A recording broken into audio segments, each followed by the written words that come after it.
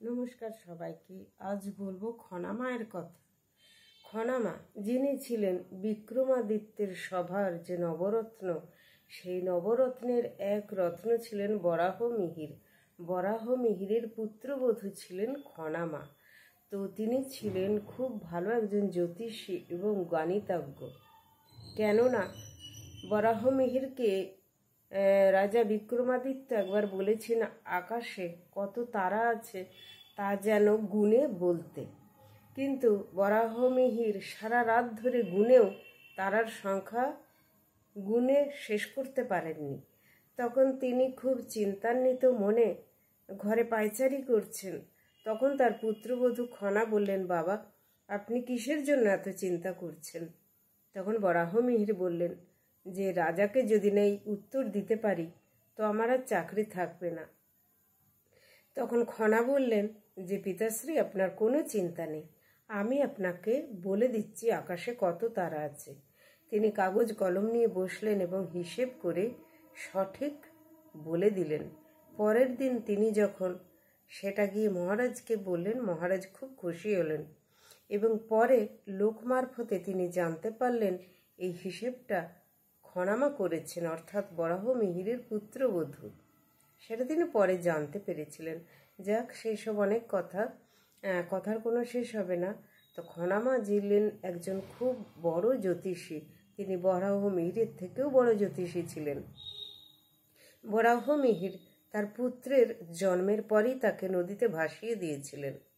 তার পুত্র ভাসতে ভাসতে খনার যেখানে রাজ্য ছিল সেইখানে গিয়ে ভেসে উঠেছিল। সেখানেই খনার পিতা মিহিরকে বড় করেছিলেন। তারপর মিহিরের সাথে খনার বিবাহ দিয়েছিলেন। পরে যোগসূত্রে বরাহ মিহিরের সাথে পরিচয় হয়।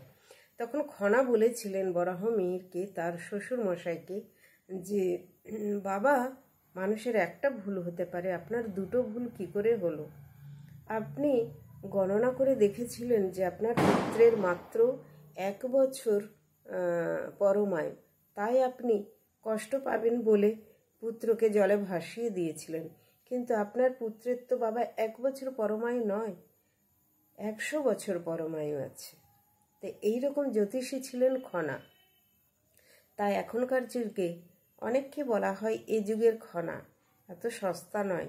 খনামাকে কেউ অনুকরণ করতে পারে না। খনামা চাষিদের খুব সাহায্য করতেন। কোনো চাষি এসে যদি তাকে বলতেন যে মা কী করে কবে ধান রুইব, কবে আমরা মাঠে লাঙল দেব, তিনি সমস্ত দিনক্ষণ বলে দিতেন। হাল কর্ষণ কবে হবে, ধান রোয়া কবে হবে, তিনি সমস্ত কিছু হিসেব করে বলে দিতেন। অনেক গরিব চাষিরা এসে বলতেন যে মা আমাদের তো সেরকম জমি নেই, আমরা কি করে চাষবাস করে সংসার চালাবো, আপনি আমাদের কিছু উপায় বলে দিন খনামা। তখন খনামা বলতেন জমি নেই তো কি হয়েছে বাবা, তোমার কিছু মাটি আছে কোথাও? তখন বলতেন হ্যাঁ মাটি আছে, বড্ড অনুর্বর, তাতে কোনো ধান আলু কিচ্ছু হবে না। তখন মা খনা বলেছিলেন আগে রুইয়ে কলা বাগ বাগিচা ফলা। তোমার যতদূর জায়গা আছে অনুর্বর জমি একটুখানি খুঁড়ে সেখানে তুমি কলা গাছ পুঁতে দাও, লাইন ধরে কলা গাছ পুঁতে দাও, সেই কলা গাছ থেকে লাইন ধরে ধরে আরও কলা গাছ বেড়ে যাবে। তুমি প্রতিদিন কোনো না কলা গাছ থেকে কলার মোচা পাবে, থোড় পাবে, কলা পাবে, কাঁচা কলা, পাকা কলা, কিছু না কিছু বিক্রি হতেই থাকবে, তোমার সংসারে কোনো অভাব থাকবে না। এইরকম ছিলেন খনামা। আগে রুইয়ে কলা বাগ বাগিচা ফলা, মঙ্গলে উষা বুধে পা, যথা ইচ্ছা তথা যা। মায়ের এই খনার বচন।